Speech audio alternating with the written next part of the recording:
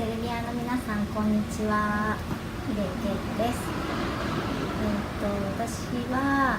今回セルビアに行くのは初めてなので、今からどんなところかなと思ってとても楽しみにしています。セルビアの写真家の皆さんと写真のことやいろいろなセルビアの文化についてもお話が聞けたらいいなと思っています。私は、写真以外にも蜂蜜が好きで、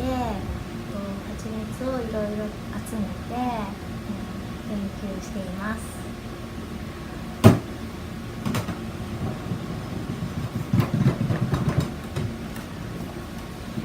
こんな感じでいろいろたくさん集めています。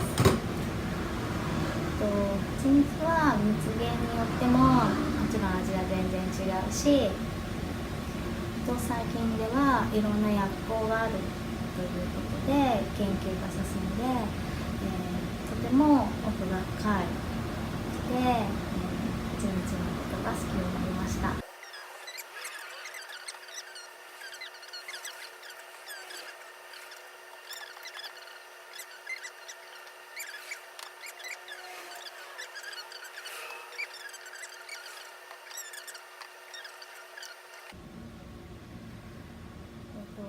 セルビアでは一般の家庭でも養蜂をしているという話を聞いてすごくびっくりしました。日本ではそれは考えられない、ありえないことです。セルビアに行ったらぜひその、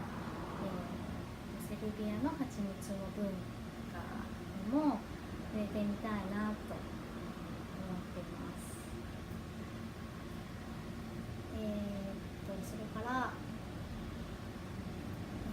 セルビアといえばバルカン半島の国ですよね。私は、友達同士の挨拶をするときによく、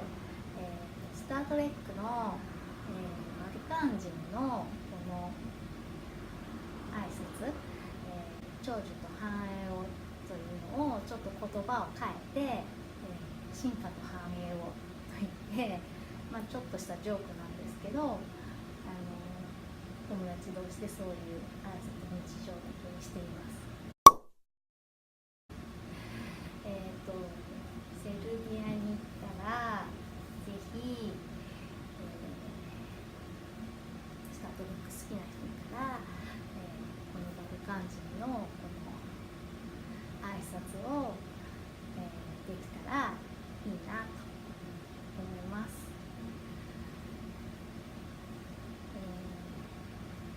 それでは、皆さんにお会いできるのを楽しみにしています。Live long and prosper.